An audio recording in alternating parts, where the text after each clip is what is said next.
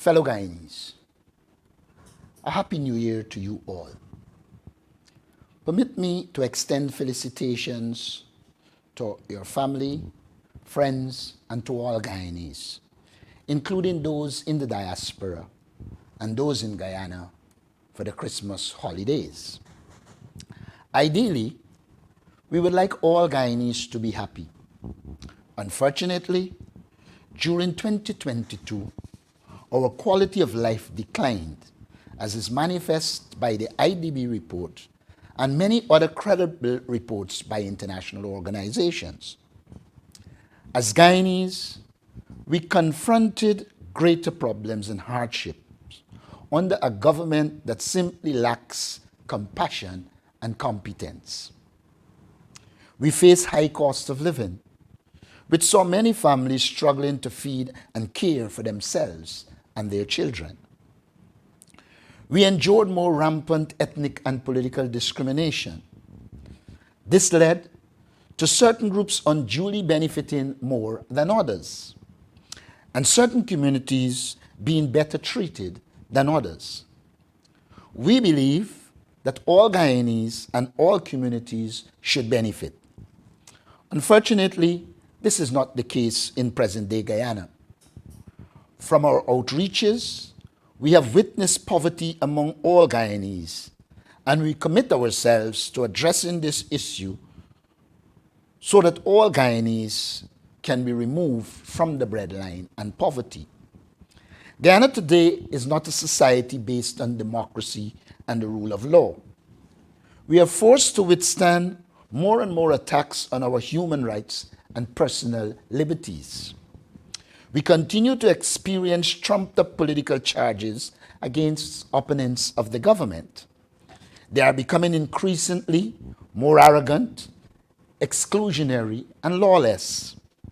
The actions of the government threatens social cohesion and make us distant from realizing our motto of one people, one nation, one destiny. Throughout these difficulties in 2022, we continue to fight alongside our people for a better quality of life. We visited and listened to residents in community outreach programs. We exposed the bad acts of the government and kept our people informed. We proposed relief measures to combat the rising cost of living, and we constantly pressured the government to do more to help our people. We continue to fight in the courts to defend our Constitution and the rights and freedoms of citizens, rights that are being eroded daily. In 2022, we engaged the diplomatic community and the U.S. Congress with support from Guyanese in the diaspora. To those Guyanese, we express our heartfelt appreciation. We will continue to engage the diplomatic community and widen the list of countries and international organizations we engage in 2023. The coalition, including the PNCR, has placed boots on the ground in support of our cause. We engaged in the parliament, notwithstanding the government's lack of interest in parliamentary democracy. Fellow Guyanese, under a PPP government, which has now held office for over 25 of the last 30 years, our country ranks among the worst on a range of human development or quality of life indicators. Ghana remains among the worst countries in which to live in terms of maternal and infant deaths, life expectancy, child poverty, food security, finding jobs, and educational standards, all of which had begun to improve during the coalition government between 2015 and 2022. This state of affairs must now be described for what it is: incompetence resulting in a national failure, disgrace and impoverishment of our people, while the PPP elite, friends and family enrich themselves at the expense of our people.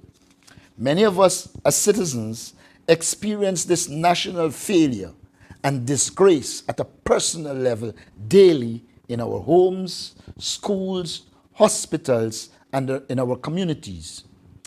We believe that we need an approach that ensures our people benefit from our resources.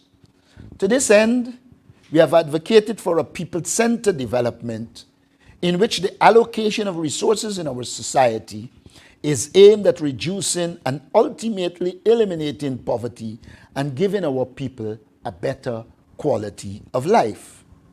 In 2023, the situation will get more difficult.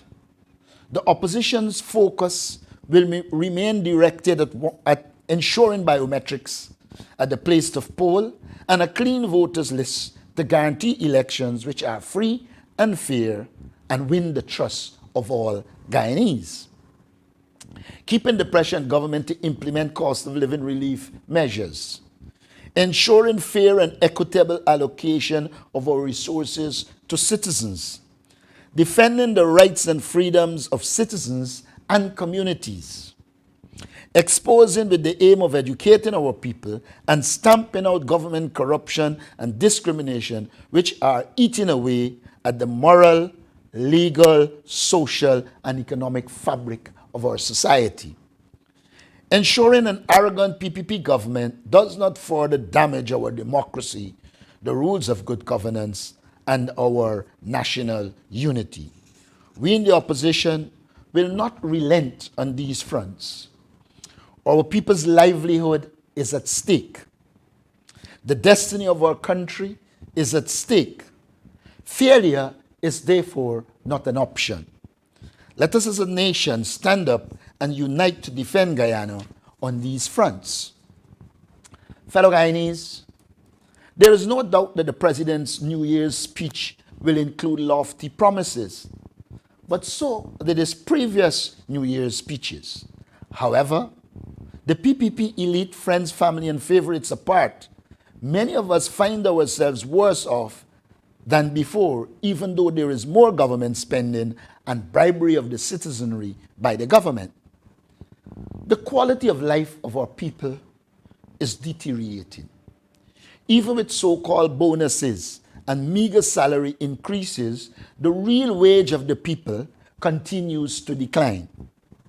The money we got in 2018 bought more than it can today, and this is because of high inflation, which the government is incapable of addressing, and the fact that the government allocated resources are misused, misdirected, ill-conceived, unplanned, and are squandered by this uncaring, corrupt, divisive, and incompetent government. The government's style of one-off measures will not work. It cannot reduce or eliminate poverty.